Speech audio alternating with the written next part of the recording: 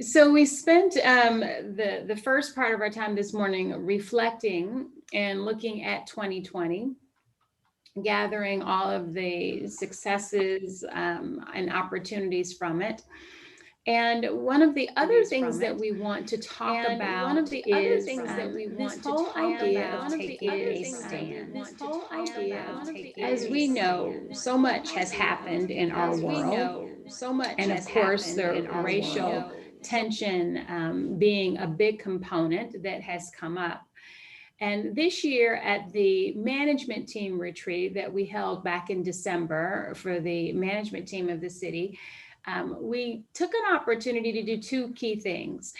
One is we wanted the retreat to focus on what it means to take a stand about racial justice and equity. And as many of you I know are familiar with, you've got many organizations coming out and saying, putting up statements as here's what we say or believe. And we thought, wouldn't it be helpful for the city management team to have their own stand about what they see as their role when it relates to racial justice and equity? And so one of the things we'd like to do is to share a little bit of that with you, and to even put the invitation out there for the city commission to decide what's the stand you want to take on this very important issue of racial justice and equity. And before I even move on, I know all of the staff here was present at the retreat. Any comments that you would like to share? Wait, one more little thing I want to share before I give you a chance. The other thing that we did at the retreat is we also had everyone take an assessment called the Intercultural Development Continuum. And the purpose of this assessment was to help us understand where we individually and then collectively stand on being open to different cultures. And this tool has a continuum that looks at what does it mean for you to go from a monocultural or singular culture mindset to a more multicultural mindset. And in that continuum, it's really simple, but when we are in that singular cultural mindset, chances are we're in a greater state of denial. We deny that there are differences. Believe it or not, we move up that ladder with more awareness and we get to the level of polarization. So we recognize that there are differences, but we start to judge them. One is right, one is wrong, right? With even more cultural experience and awareness, we get to the level of minimization, where we de-emphasize the differences. Again, we know they're there, but we de-emphasize them. We tend to think an approach of being colorblind, for example, could be a great strategy in operating in the world. And as we move from that mindset and mentality, we get to the next level of acceptance. In acceptance, we are able to deeply understand and comprehend the differences. And it's when we're able to do that that we can even move beyond to the level of adaptation. And in that level, we're in a position to bridge across differences.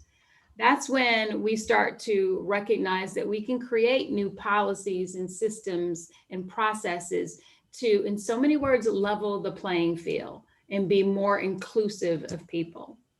So everyone in the management team did the assessment. We got a chance to roll up all the results so that as a management team, we could see where do we stand?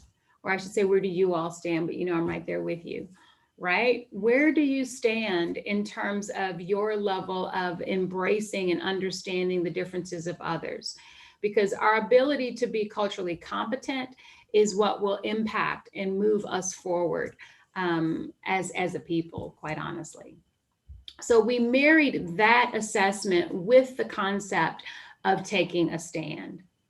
And before I move on, I just want to ask anyone who was there, any comments from your experiences that you'd like to share? I thought it was interesting during the retreat. Kelly also put up some stands or statements from they were from corporations. It was interesting to hear the reaction from some of the team members, a little bit of cynicism of like, yep, that sounds good, but what do they, do their actions, support what they say? And I think that goes back to Mayor Pro Tem Powers at the beginning, where you said, your mantra, for the year, let my actions do the talking. So making sure that, that what we're saying we're about, that we're backing that up with our actions. Because otherwise I think it just serves to kind of foster distrust and cynicism. So it was just interesting to see the reaction of some of the team members, especially with the statements from some very large global corporations. Mm-hmm. Yeah. Good. Thank you, Andrea. So I want to share with you, here, let me just switch us back over for a moment and share my screen. I want to share, if you can see it, what are some of the elements of taking a stand? Because what we did is we took an opportunity to go through the elements, and then everyone on the management team came together and took a stab at creating a stand. And then we came up with a final one. So a stand, of course, we want it to be simple and succinct. We want it to be easy to hold in your mind. And most importantly, it needs to connect back to the mission, the vision, and the values of who you are as an organization. And with the city of Decatur, this is what we know the mission is. These are the values that I'm sure all of you are very familiar with.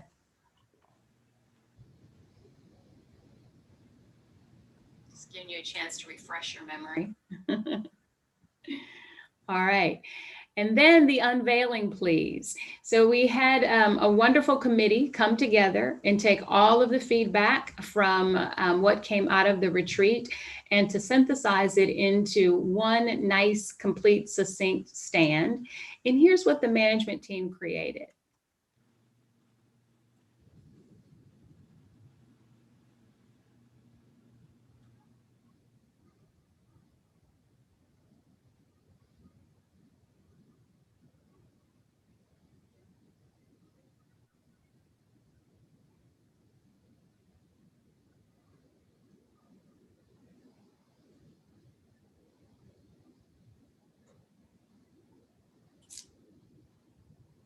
So what do you think?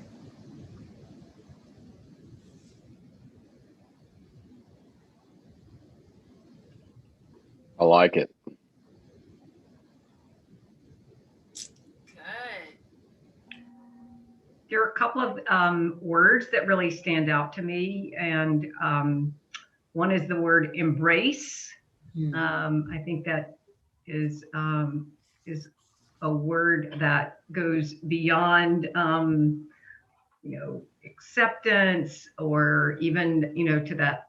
I think when we're talking about embracing, we're talking about moving to that adaptation. How do we, if we are embracing diversity, equity, and inclusion, how is that going to impact the lens through which we really view everything and make decisions? Another word was proactive listening, learning, and acting, so that not reactive, or even just sort of sitting back and taking actions when pressed to do so. And I think the other two words that were important as I read through this were feeling valued and welcomed. So I think the statements themselves are really strong, and I can't say, it's hard to put into words how proud I am of the management team for coming up with this. And then I think it has some key words that we can all take as a challenge and as a call for us as commissioners, and how do we embrace, how do we proactively do things, and how do we make sure everyone is valued and welcomed. So much appreciation to the work that was done by the management team and the group that formulated this statement and stand. Great. Yeah, and that's really why we wanted to present it to you all to get your thoughts on, does this reflect your beliefs as a commission? Can we all align behind this as the stand for the city of Decatur? And we know that there's more to talk about, such as what does it look like in action? How does it infuse our practices in everything that happens within the city of Decatur? But we wanted to give you an opportunity to see, is this reflective of you all? Is there anything that you would want to include or shift or change?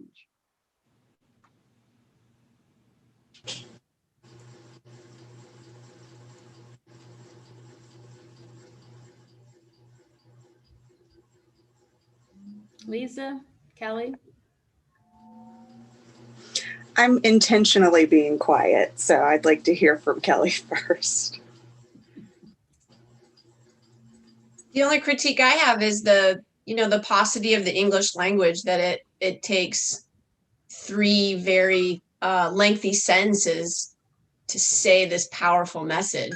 I wish there was, that's where you have to add art and symbolism or music or, but I think it's beautifully written. I agree with the words that the mayor pulled out, because it does lend itself to being, the sense of urgency comes from being proactive, obviously, versus reactive. Mm-hmm. The word embrace is meaningful.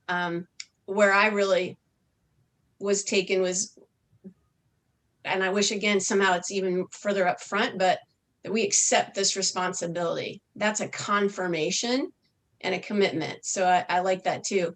Like I said, do I wish there was a way in English to say this in one profound sentence? And that's probably not possible. And this was, a work of art and many, many minds and emotions in the room. So I wouldn't want to try and wordsmith it or do anything different, other than just from a powerful standpoint. You want to be able to say 1 or maybe 2 sentences, but I think as a way to set the tone and say who the organization is and who if the commission, if this can represent the commission as well. Absolutely. Yeah, great. I would just want to add something, and it's not a critique of, I'm just reading the last paragraph and the last sentence. And would it be, if I were reading this somewhere else and thinking about me and my role as this, God, I just lost my train of thought. It's coming back around. Yeah. Yeah, give me a minute. Sorry. Okay. Something with the last sentence. Yeah. George? Sure. I think it's a good, strong, powerful statement. I think that inherent in this issue is the challenge of not simplifying a complex and difficult issue, for lack of a better word there. And so I think that this is good and it's strong, and that it allows for an evolution in thinking in terms of, when I see diversity and when I see equity and I see systemic racism, that lends itself to further conversations in depth in terms of figuring out what that means. And I think that that's an important conversation for us to continue to have. And so that's one thing that struck me, is that, to Kelly's point, look for succinctness. For me, even in choosing a word like diversity and equity or systemic racism, there's just so much to unpack in those few words. And so that's one thing that struck me as I saw this. Yeah, good. Yeah. One thing that I will add is that to me, the statement is almost like the bud. It's where we start to then begin to create what are those concrete actions and behaviors. And if we can all align around this statement, this philosophy, then we can get tangible and concrete about how that actually shows up. It's a touchstone for us all to have, to create more with. So I say that because just creating a statement isn't enough, but it's the beginning and it's a necessary start to align everyone. Kelly, I know what I was going to say. I'm sorry. Just about accepting this responsibility. Technically, wouldn't we already have accepted it because we are servants of the people? So it's always been our responsibility. So that's where I was sort of headed with this, that we, are affirming or acknowledging that we are responsible to hold ourselves accountable. That's where I was headed with that. Mm-hmm. Mm-hmm. Okay. So this is a lovely statement. It's perfectly fine. I feel like this statement is directed toward me and not a statement that is from me or representative of me. Does that make sense? It's a statement that I feel, and I could be off, I don't know who wrote this statement, but it feels like a statement that was written toward people of color by non-people of color to say the right words that they believe people of color in this environment want to hear. Mm-hmm. And so, yeah, well, let me just ask, so being a person of color,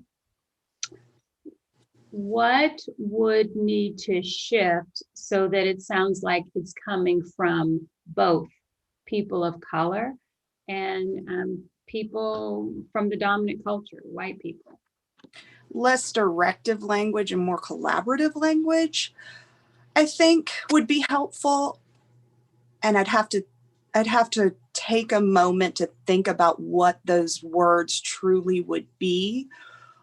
And I think I should probably add the caveat that I'm kind of exhausted by all of this talk. And I think I'm within my right as a 39-year-old American Black woman to feel that way. It's been an exhausting year.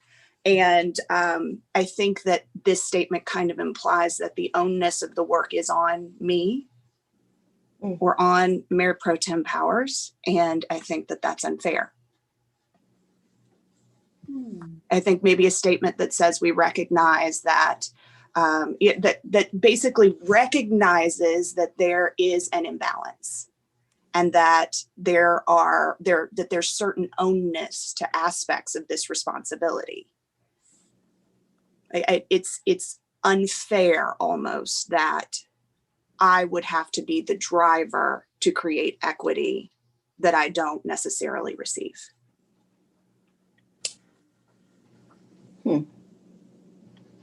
It's a powerful statement, Kelly. I mean, a powerful statement, Lisa. I was sitting here thinking, and this is not a critical stance on this statement, but something Malawi said at the rally. It was one of the last things he said. And, sitting here, that really hit me. Black people are tired. Watching yesterday and thinking back to the protests earlier this summer, a group of 10,000 Black and brown people wouldn't have gotten within 3 blocks of the Capitol. Right. And surely once we got to the Capitol, we wouldn't have left and been ushered out. Right. And, it's just, we're tired. We're tired of the conversation about, what do we have to do? God, we've done everything we've been asked to do. We're tired as a people. So anyway. Sick and tired of being sick and tired. Exactly. I was just wanting to jump in, and I don't want to defend it because I definitely hear and see you guys and understand. But being, a person of color that helped author this or come up with ideas, I just wanted to kind of give you the context and why it's so directive. I think we wanted to not teeter. We wanted to show strength to say that this is what we believe. We want it to be actionable, but I think you bring up a good point. So definitely, I think it's something that we may have not necessarily noticed that it may do that. But I just wanted to give you that context. I really appreciate that. And let me give you an example, just to kind of add some context. So I work for a company that I love. Been there almost 14 years. Everybody knows I love where I work. And about 3, maybe 4 years ago, there was an effort for everyone to take this class called Unconscious Bias. And we all had to take it across the board, but it was very ironic for the Black people in the class to be taking a class about how to treat us. It's like we're in this class, having to take a class, listening to people tell us not to have unconscious biases against us. We were really not the target audience for the class. And so that kind of it's the same kind of thing. The intent is fabulous and the words are good. And the class in and of itself was an excellent class for those who were not subject to the unconscious bias that they were teaching about. And for the rest of us having to answer questions about how we would address unconscious bias, it was borderline offensive. And so while this statement is not in any way offensive to me, what I'm trying to encourage is the shift away from looking at this as an issue that we all equally own. There's that equality conversation. And really start talking about what equity truly means. And in this particular case, it's recognizing, even in a statement, that not everybody shares the same roles and responsibilities in the execution of an equitable environment. Yeah. Well, and what I'm wondering, thank you, Lisa, for sharing that. I think it's a beautiful example of the intent behind your thoughts. And what I'm wondering is if what you're speaking to is almost what comes next. Okay.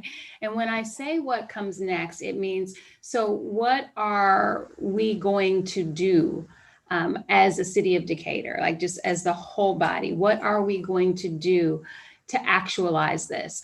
And some of it might be really understanding, as I think many are diving in to do, really understanding what does equity mean and who needs to be in that conversation and who doesn't, right? For the sake of not being as sick and tired as we all know we can be sick and tired of since the day we were born. Like, what does that mean? It feels like it's next to me, and having a commitment to do what is next. Now, we know that, I guess last year, Andrea put in place a diversity and equity and inclusion committee. And I know that they're doing several things and working on an assessment to see where is the city overall and where do we need to strengthen your practices and ways of working. But maybe this is this type of thing that organization could take on, with even direction from the commission as to what do you see as what needs to happen next in order to truly be an inclusive city. Can I jump in? I started thinking a little bit about what Lisa and Tony said. And I think there's almost an inherent tension in this conversation, in that white people are afraid to lead and say things for fear of being labeled a racist or saying the wrong thing. And so when you create multiracial groups to have this conversation, you create one of the few situations in which white people are hesitant to speak up and take leadership and take ownership. And so that in turn results in exactly what Lisa and Tony are talking about, is that the white people are afraid to lead and they're stepping back, and the onus then becomes on the people of color to take the leadership. And I say this without offering any solutions whatsoever, but to acknowledge the validity of Tony and Lisa's point, and kind of point to that inherent difficulty that I think we all have to struggle with. And at some point in time, white people have to get over their fears and step forward and lead on these issues. And it's not an easy thing for us to do, because being labeled a racist when you're a white person is probably one of the worst things that could possibly happen. And we've adopted the term systemic racism, which I kind of latched onto a little bit, so we don't label individuals racist. But there are racist individuals, and I have racist biases. I was talking to Lisa earlier, and I said that I don't think you could grow up in the South as a white person and not grow up with some racist bias. Mm-hmm. I'm not leading to any conclusion or moving us to some resolution of the issues that have been raised, but I just acknowledging them and perhaps providing a slightly different perspective as to why that problem exists, and taking some responsibility and ownership of the existence of that problem to myself. So just wanted to say that. Yeah. Thank you, George. And everything that you said, it feels like that last line, just about accepting the responsibility, is what I hear you speaking to. Yeah. Other thoughts? You bring up some really different things, Lisa, that I hadn't thought about.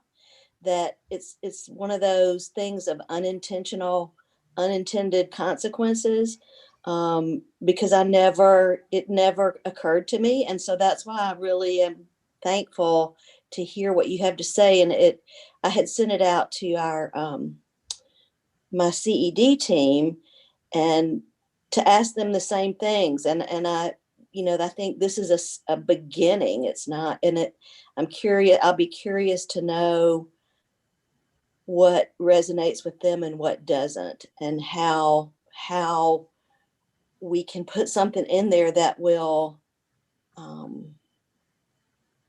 reflect more than just one, even though a group of people of all ages and colors did it. It gives me really good food for thought, and I appreciate you saying what you said.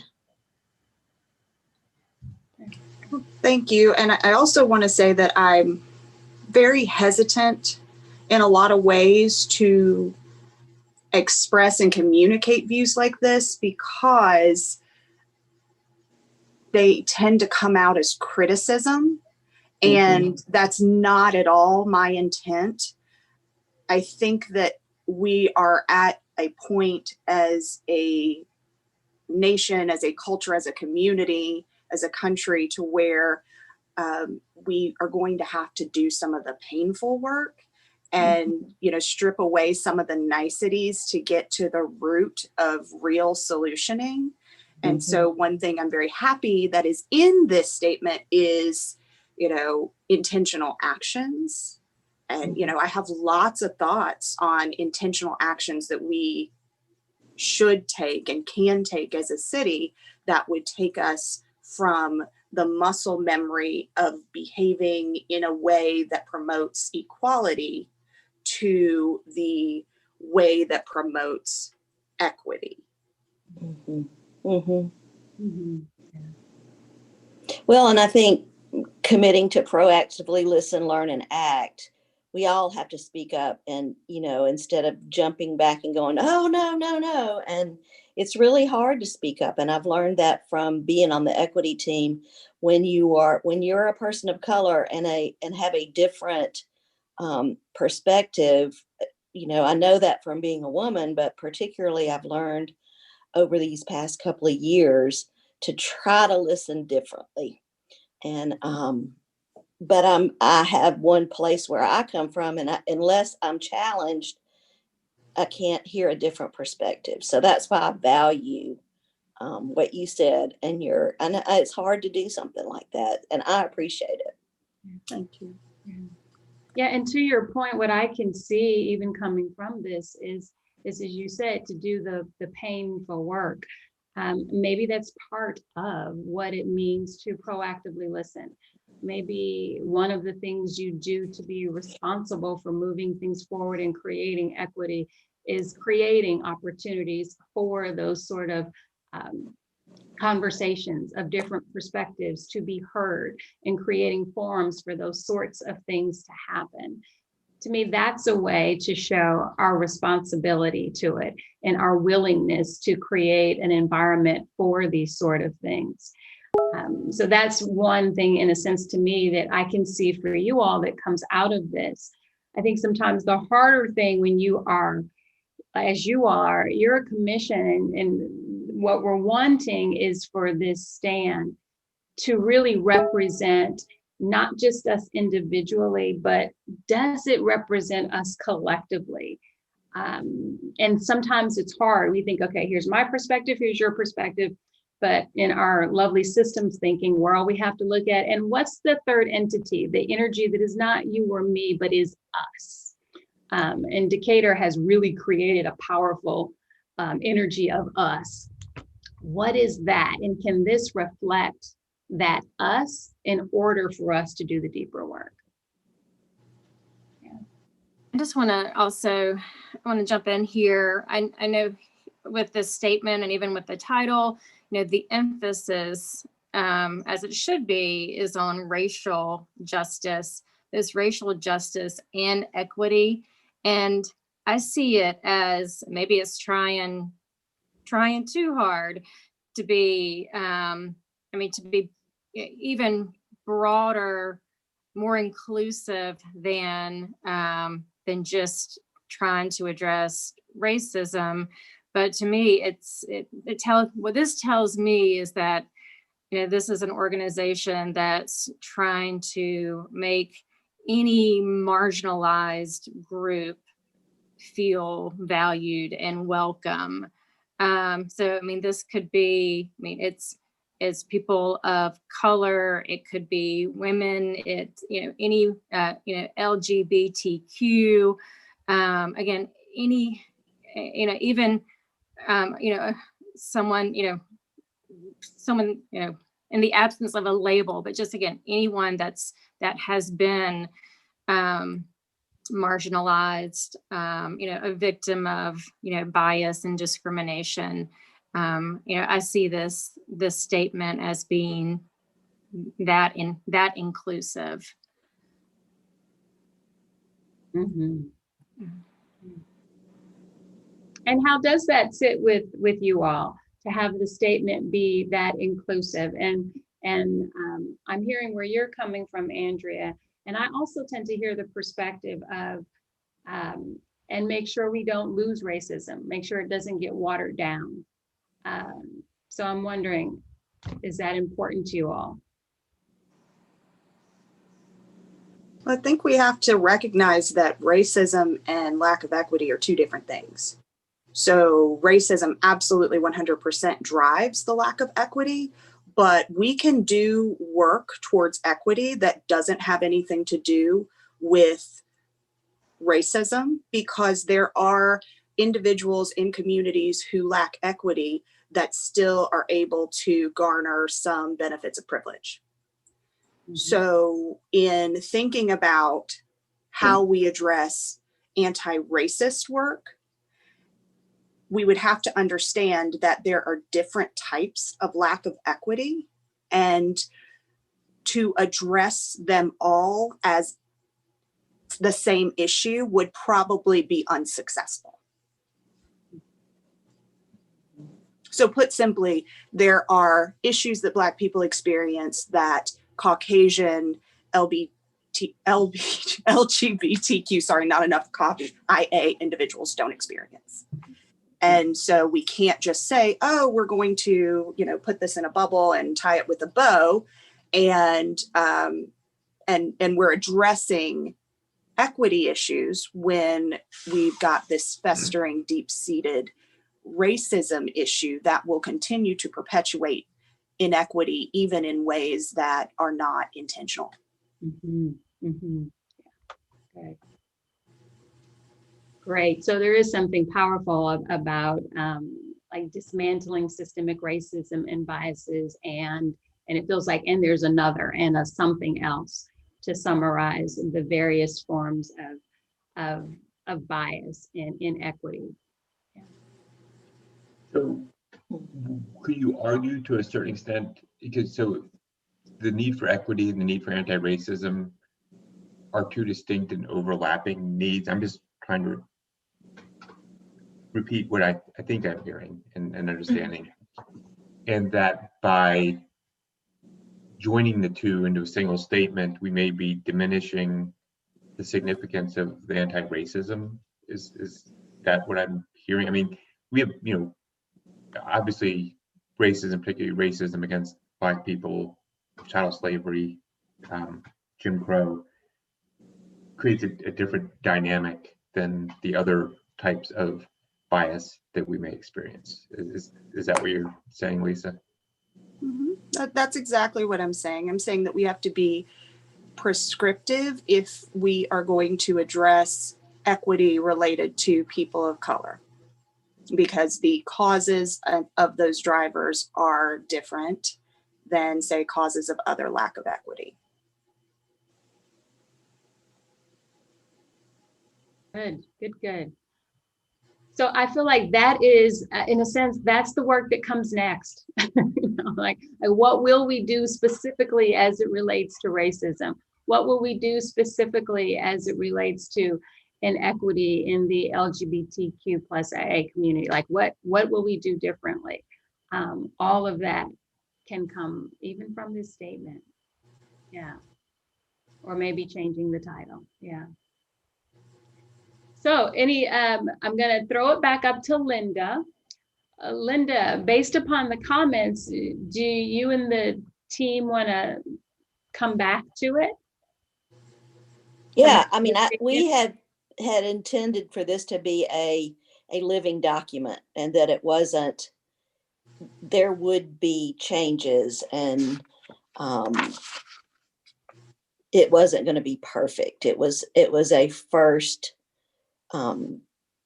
step.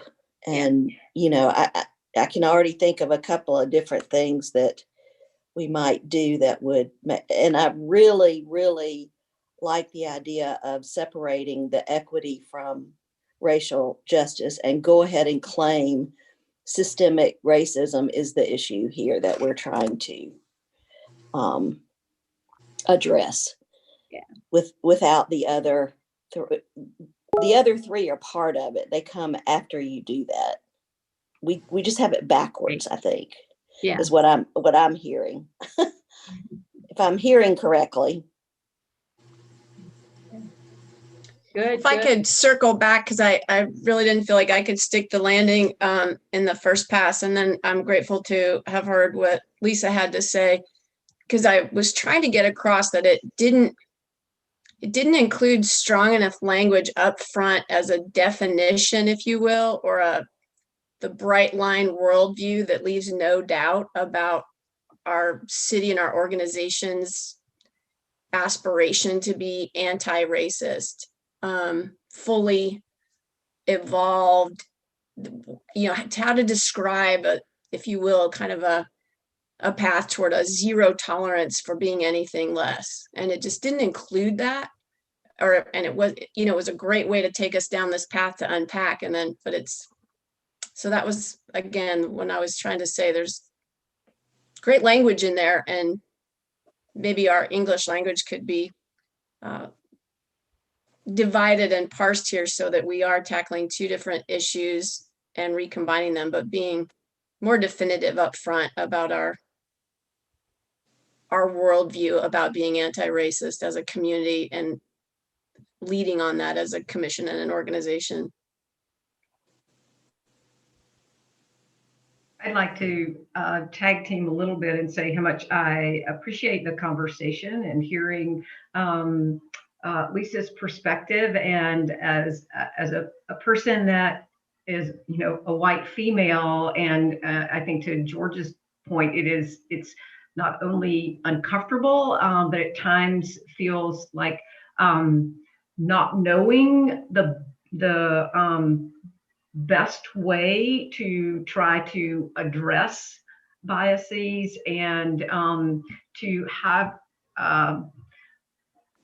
I mean, I feel like I need to have people of color at the table with me to help me with that. And so I think, you know, the training that you mentioned, and I don't know anything about the, you know, the formatting of that, but a lot of times that, you know, as a white person, I feel like I've got to be sitting at a table to hear these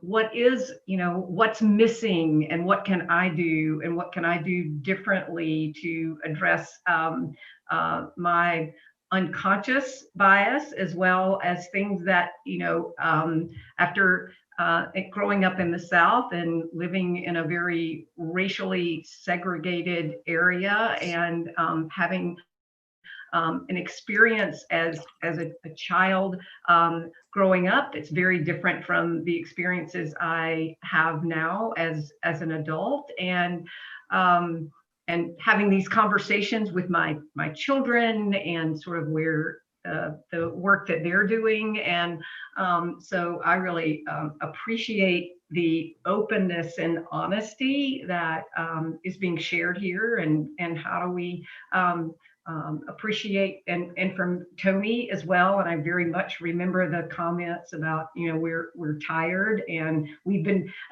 people of color have been doing this work for a very long time, and how do we bring ourselves to the point where we are leading in that space. And it sort of reminded me, oddly enough, about when you get a toothache, you know, you just have something that's just sort of, you know, is there, and you just kind of ignore it. And then you get to that pain point. And, you know, I think Lisa mentioned, you know, those pain points, and we're to that pain point. We have to pay attention, and we have to work to alleviate or address those pain points. And it's not easy. And I really I appreciate very much the conversation. So I just want to say thank you. Yeah, I just echo it. Thank you for being in the conversation, because it's not an easy one, and we're all in very different places because of our background, because of our race and how we've been treated. And at the same time, we come together in order to move things forward and to do this important work of our community. So I think that sometimes is the rub, is we're in very different places, but we're committed to coming together towards a common goal. And I tend to say, when doing this sort of work, number one, embrace the uncomfortable, because it's going to be uncomfortable at times. And to really even, we have to learn, how do we listen and hear for ourselves and the impact, but also how do we move beyond and put ourselves in someone else's shoes for a moment to hear about their experience. It could be very different from our own. And I know, as a person of color, I have put myself in white shoes at a lot of times. And so it's nice now, finally, however many years later, that I've got more people that are white who are willing to put themselves in my shoes for the first time. But it doesn't always happen. But it's having these conversations that are difficult and uncomfortable that help us do that. And eventually, that's what's going to help us be able to bridge and figure out, what actions do I need to take that can bridge this and eliminate this systemic racism that we're experiencing. So yeah, I wish it was a nice, neat, you know, with a bow on top, but it's not. Welcome. And if 2020 hasn't taught us that, I don't know what has. But our ability to stay in the conversation like you are doing as a commission is really important. Linda, I thank you and your team for being willing to go back and see what you can massage and to understand that this is definitely a living, breathing document that will be morphing and changing and evolving as the city morphs, change, and evolves. Yeah. Good. All right. So that is where we will take this particular piece. Sound good? Yeah. Okay. I want to shift gears completely, but do you need a stretch or a 5-minute anything before we move on to, just so you know where we're going, we are going to a conversation about best practices in working together. And I want to review what we've already have in place and go through it line by line and see what would you like to add and what would you like to maybe eliminate, whatever works for you all. But I want to ask first, do you need a stretch break since we're completely shifting gears, or are you ready to keep it moving? Good. Keep going. Yep. Good. All right. You would stand up and go into the back of the room and stretch. So yeah, feel free to stand, whatever you need to do. Okay, wait, I'm going to share my screen again because I do want to get you there. So this is where we were.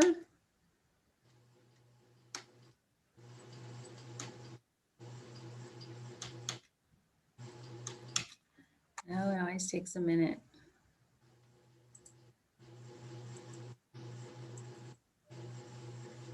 Okay, now if you all remember when we met last session, we shared with you some of the best practices that the commission has had in place over the past several years about working together. And as we talked about and thought about what do we need to do in this retreat, it seems like it's a good time to revisit these practices to determine how are they working for you and to look at what would you want to see more of or less of. So we'll just go through them honestly one by one, okay? So the first one, and if it works, if everybody's fine with it, say keep as is and we'll keep moving. If there's anything you want to change or put on the table for conversation, please do. So the first one, establish regular communication to keep commissioners informed, either through in-person meetings with city manager, with 1 or 2 commissioners, or in written updates. How's that coming along? Is that working? And I want to say it might be a good practice, but is it happening? Okay. Or do you want more of it? You can even tell me like, hey, that's not happening. We need to do better about making sure it happens.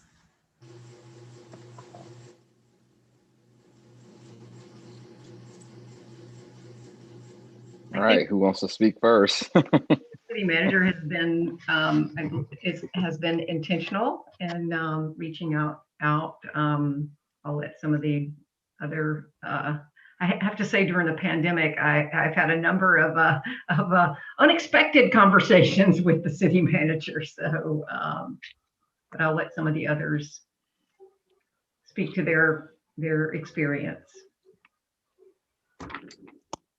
And I'll just add, Andrew's always been available through text or through email, or if you call her, she'll drive by and you can shout through the window.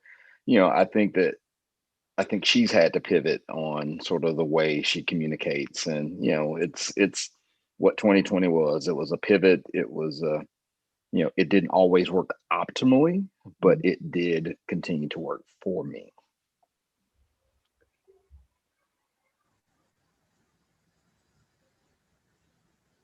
Like I have regular access to the city manager as needed. I really like the written updates. They put a lot of things into perspective for me when we receive them, because they're usually a bit of a mini history of what we've done and where we're headed, and we get some inside information about the organization that we might not have otherwise known about. since, sometimes there's an event at Public Works and we're there for a lunch or something, and that just hasn't happened. So we really it needs to be dropped in our lap, some news and events that are happening in the organization. But in general, when I need time, I can always get time and try not to take up too much of it.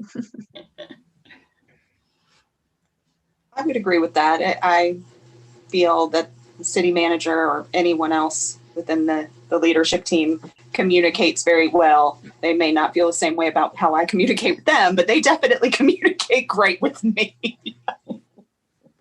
Okay. Great. All right. Feels like that is good as is. Okay, second one, when staff presents commissioners with the document, clearly communicate expectations of actions. How's that working? No issues with that. Great. Good. I like that little thumbs up, Tony. Makes it easy. All right, the next one, honor the chain of command. Commissioners contact city manager and senior leadership team with requests. Do not go directly to staff. For the most part, commissioners do a great job. I'll acknowledge violating that a couple of times. And when they don't, I let them know. That's great. We're forgiving. Okay. No, really, with all due respect, I do believe that the commissioners, I mean, the folks that we're looking at here today, the staff, for the most part, that's who the commissioners are reaching out to. And I know sometimes there'll be that person they want to go straight to, they know that Kay has the answer. I'm like, no, you just freaked Kay out, that you reached out to her. But otherwise, I think we have a very good system. And I'm just going back to the first one also, just to make sure, to remind the commissioners, what's communicated with one is communicated with all. I mean, that's sort of city manager 101. And it's easier said than done. I will say that, especially, when we are having, one-on-one conversations and meetings, and because it was really important to me in 2020 to make myself deliberately available to the two new commissioners, and to set up regular times to meet. But then in making sure, like, oh, did I share something with Commissioner Dusenberry that nobody else knows about? And I just want to make sure that because really the bottom line is I don't want there to be any surprises. Sometimes I get that right, sometimes I don't. But what I don't want is, or what I try to avoid is someone walking into Mayor Pro Tem Power's store and saying, "Hey, did you hear about?" And then I get the phone call of, "Guess what I just heard?" And so, but it's my goal is trying to make sure the commissioners hear it from me first. All right, good. Thanks, Andrea. And then the next one, if the commissioners are contacted by the media to refer them to the city manager or director of communications.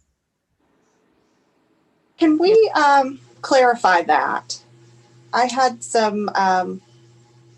two separate experiences, several requests, especially around the time of the mural painting, with requests for media access.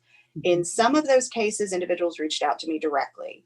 In a couple of those cases, individuals from the media reached out to the communications team, who then in turn told the representative of the media to reach out to Commissioner Meyer directly. So have we changed that, or do we just need to communicate what our expectations are with that? Are there caveats to that requirement? I think it's working. I think it's working well. I think really the key is, staff being aware. So whether it's, if they reach out to, the communications manager, she's letting me know, that, hey, media reached out, And, I believe that, most of the time, she and I would have that conversation before sending that media person, back out to an individual commissioner. But like we said, the mayor is ultimately the spokesperson, and we want to make sure that the mayor normally would have that first opportunity, to speak to the media or say, no, I think that Commissioner Meyer is the appropriate person. That's how I see that working. So let me just ask then, if someone were to, if the media were to approach Commissioner Meyer with a question about something she's been talking about, do we need her to refer them to the mayor first? No, I would refer them back to Renee, to our communications manager. Okay. And then we can determine the appropriate response from there. And it may be, this is something that staff has knowledge of, or this is something that really needs to have a comment from elected officials.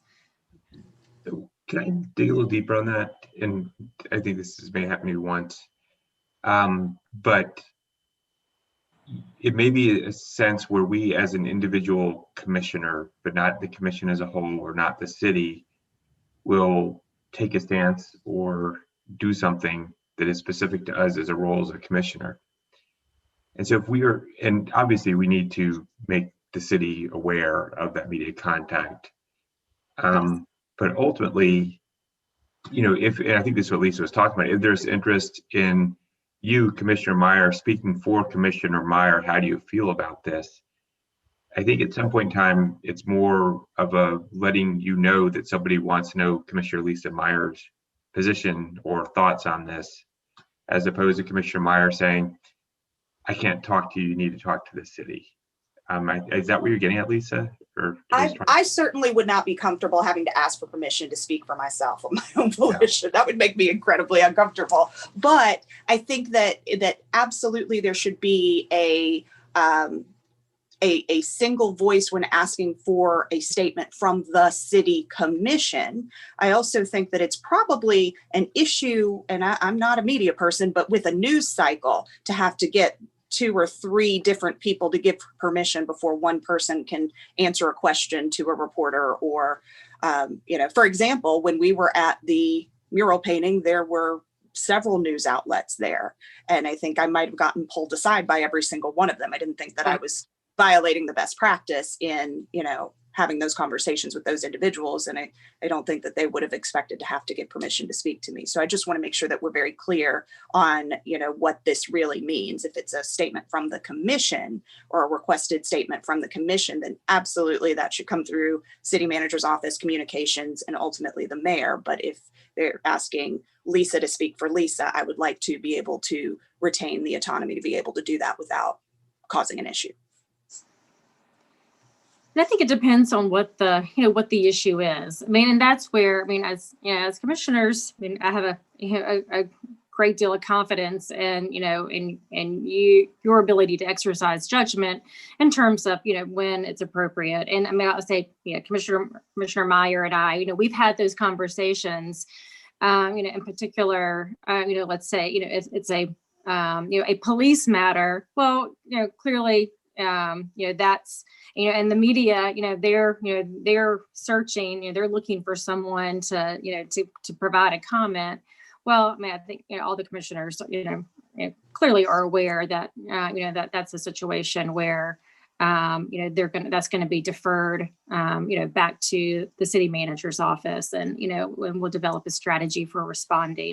But I think, that's a great example, Commissioner, in terms of, the mural, and just not wanting to let that opportunity pass by, to provide a statement to the media, in the midst of that activity. So is there a clear, always, black and white answer? No, there's judgment that's involved. But for those, issues that are, and you know, sometimes you'll get an email from me. It's like, hey, this is a legal matter. You know, you might be hearing from somebody. You know, send, you know, no statement. Send, you know, send them my way. And I try to get out, you know, in front of that if I can anticipate that there are going to be inquiries. And so, yeah, if there's, if it's, you know, sensitive matters, policy matters, yeah, then that's going to require, I think it's very important to have that you know, central point of contact. But even like yesterday, you know, in terms of, you know, media, media asking our elected officials, you know, how do you feel about the events of today? You know, you're not going to stop and say, let me check with the city manager first. You know, I want the commissioners to, you know that autonomy is there to, you know, to speak and provide your personal opinion on those types of matters.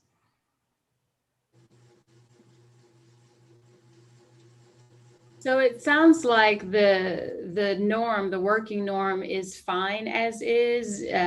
What I'm hearing is that it's fine, just a deeper understanding of it.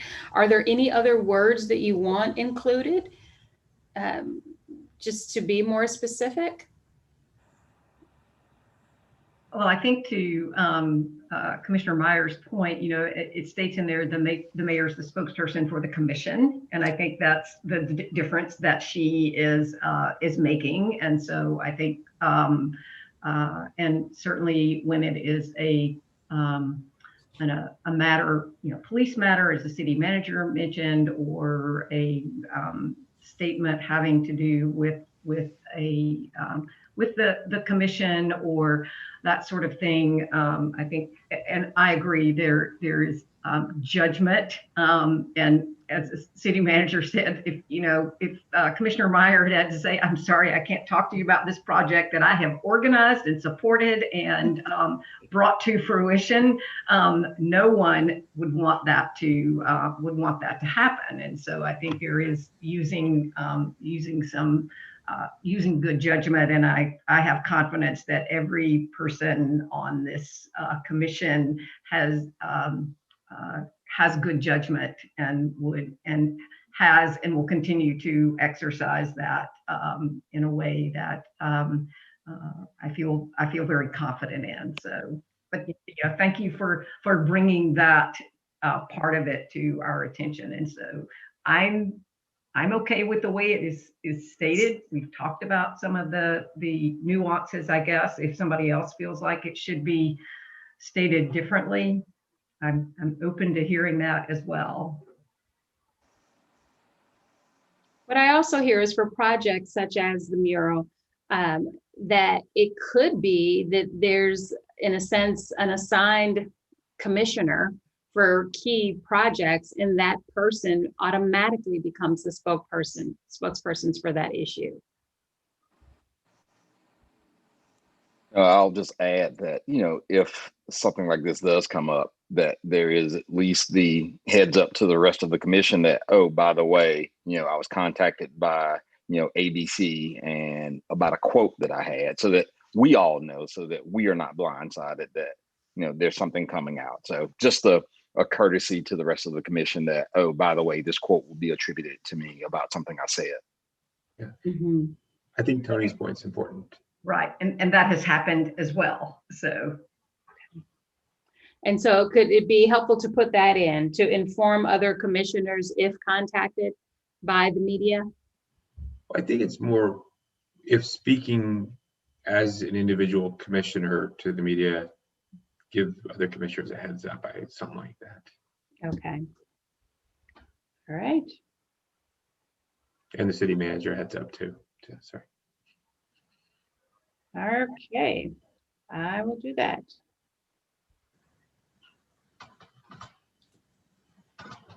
All right, so I feel like we beat that horse. Next one. Next one, if commissioners receive contact regarding a legal matter, we know what to do with that, right? Refer to city manager. Right. No issues there. Okay, no issues there. All right.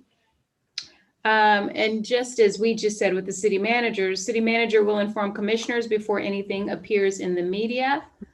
And what I also heard is what George just said, is that if the commissioners are contacted individually, they will give the commission and the city manager notice, a heads up. Keep them informed. Okay. Good. All right. This is a simple one. Prefer to schedule annual commission meetings in early January during the week. Check. Check. Still good with that one. Great. Great. Great. All right. And then the last one, well, second to the last one, when commissioners receive community requests or concerns, commissioners to send email to appropriate leadership team member with timing, expectations, delivering method of resolution preferred. City manager should also be copied. Is that happening? And I don't know if this was on some of the comments for discussion either later today or tomorrow. I think there were a couple of comments from commissioners about communication between commissioners and staff, I think specifically around community concerns. And I do want to say, I feel like this has been, this is the intent, in terms of the request comes in from a community member to a commissioner. And I think the commissioners absolutely have done their part in terms of most cases notifying me or notifying the other, another leadership team member, copying me. And again, and communicating their expectation. And I think, there has been, some frustration over really the last, I'd say, 12 to 18 months in terms of, our ability to, to follow up and follow through and essentially, complete the circle. And I do want to say with the, y'all know that on Monday of this week, our management fellow moved into the role of operations analyst in the city manager's office, and the project that has been assigned to that person is assisting with this this task to come up with a better system for I'd say for logging, tracking, and ultimately resolving and communicating back to the commissioners on these. That's a whole lot said. Just for me to say, I recognize that this, there's still work to be done, but I do believe that we've got a solution in place, and I'm very confident that you will see an improvement very quickly in this regard. And I think there's a tremendous opportunity here because, say Commissioner Myers may receive a request, and then Commissioner Walsh might receive a request. They don't know that they've each received, a same or similar request, about the same issue. And I think there'll be some opportunities for, a broader communication back with the commissioners on, what all the issues are that are out there. Just, I think, one, to paint a picture so you can see what staff are addressing, and just to give some, just if anything, managing expectations, not just for the commissioners, but for, for the residents, to say, here's an expected, timetable for, resolving these issues. So any thoughts on that?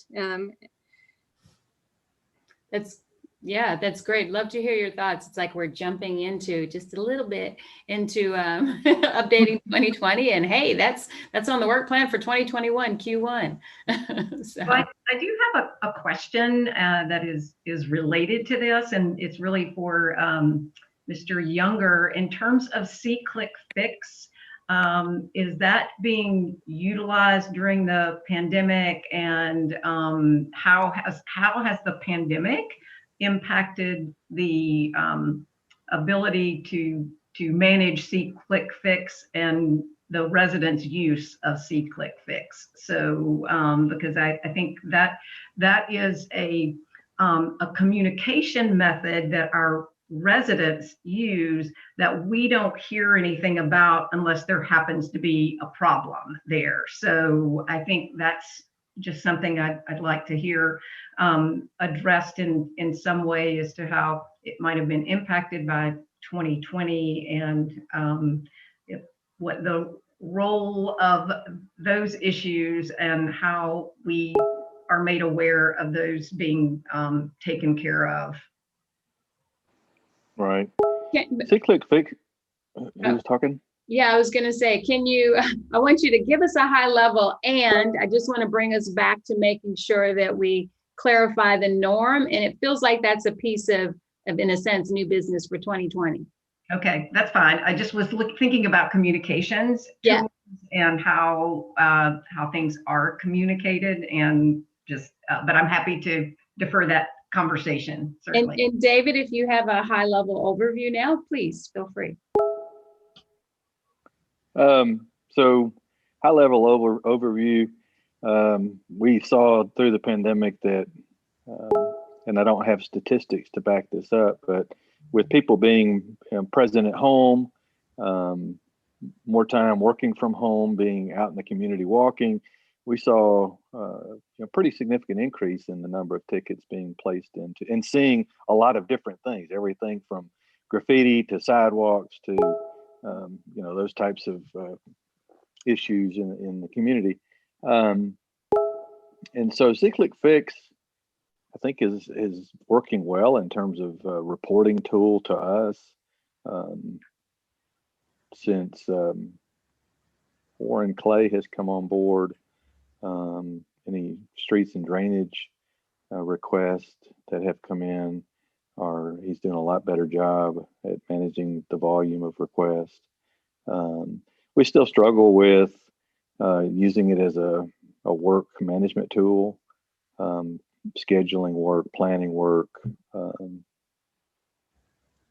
that's still a challenge for us. And I think the challenge for us sometimes is people put things into See, Click, Fix and expect it to be fixed tomorrow, and we don't always have whether it's budget priorities or how it fits into our budget planning and whatnot. I think is a challenge for us as well. Yeah, I was just wondering if as a part of this communication piece that we could receive some sort of like periodic updates about some of those things. And I'm not sure the best way to do that, or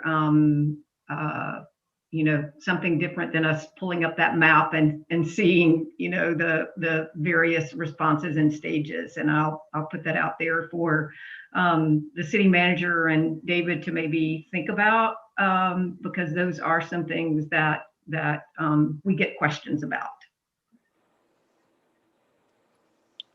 So some of what we've tried to do also is clear out backlogs, also situations where work was completed and tickets not closed out. So looking at the map may not give you a true picture of what's been done. I know that when we work through recently our stormwater MS4 report, working with Jennings, and we ran the report and there were tickets that had been opened and resolved. And what happens is that ticket turns into a piece of paper that's then subsequently given to a crew. They go out and follow up, and we need to make sure that after that See, Click, Fix gets updated. They were not always being updated. The reporting wise, so as part of an internal operation, I get a weekly report from See, Click, Fix that I share with the superintendents and John Maximic, so they can kind of see at a high level tickets that are being coming in, statuses, and so we do look at that on a weekly basis. And I think there's a way that we can internally we can call that information. Again, I think we will have that opportunity with having a staff person in our office. Again, not to so you won't get the 20 pages of of open tickets, but a way that we can call it, and so you can get a picture of. I mean, it may be at a fairly high level, but a picture of the requests that have come in, and just that we've acknowledged them, and also making sure that they get closed out. So, but I think it will be a work in progress, but we will make sure that what we're providing to the commissioners is useful, so that that you can have some confidence that the requests that are being made are being addressed in a timely manner. And if they're not, that we can explain, hey, this is the obstacle that we've run into. And again, just making sure that you've got the full picture. I think that would be incredibly helpful. Thank you. Good. And I'll keep that line item for our work plan, because that'll be great to put on for communication. So it seems like the way communication is written makes absolute sense, that we want to keep it that way. The last line, real simple, when responding to emails, do not blind copy, just forward it instead to the intended party. Real simple, which I think everyone is doing. Anything that we didn't mention that maybe you feel like, yes, here's a working norm I'd like to add to increase how well you all work together?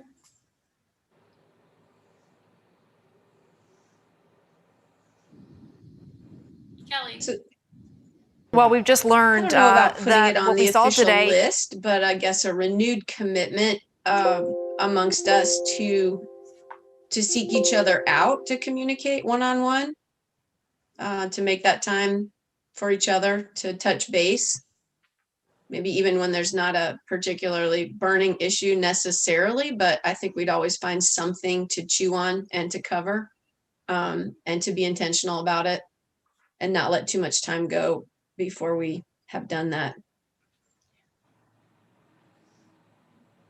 I would agree with that. I made a comment, I think, to Commissioner Dusenberry. He and I walked around his block a number of times, waiting for the rain to come, not wanting to get too far away from his porch, and how much I enjoyed the conversation, talking about not just things that have happened in 2020, but just getting to know him a little bit more. And I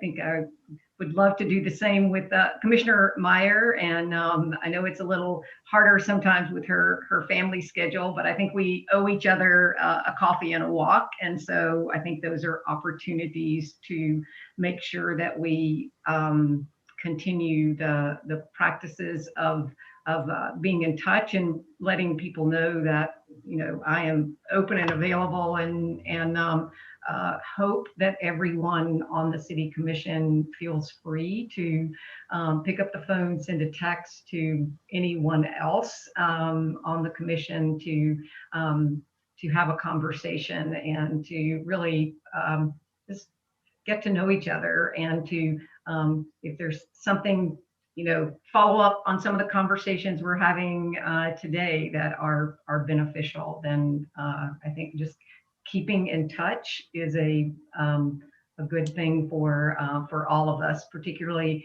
in a time that communication has been a bit of a challenge. Great. And so would you like it added to the list, Kelly? Certainly, if all the members agree there's some type of language that's just about setting reminders for ourselves to be in fairly regular contact with each other, if that's helpful. If it's too over engineered for anybody, I understand that. I just wanted to put it out there for a personal practice. I think there's value in it. Mm-hmm. Agreed. What'd you say, George? I think there's value in it. Oh, thanks. Okay. Wellness check-in. All right. Wellness check-in. There's a title for it. All right, we'll add it. Good. Anything else?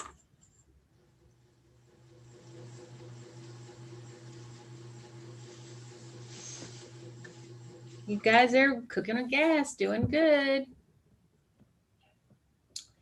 All right. Well, we've gone through the norms. Of course, I'll make these updates. It will be included in the report. And we can go ahead and take break for lunch. I figured 45 minutes would be a good amount of time, unless you guys want to negotiate differently. But how does that work for you?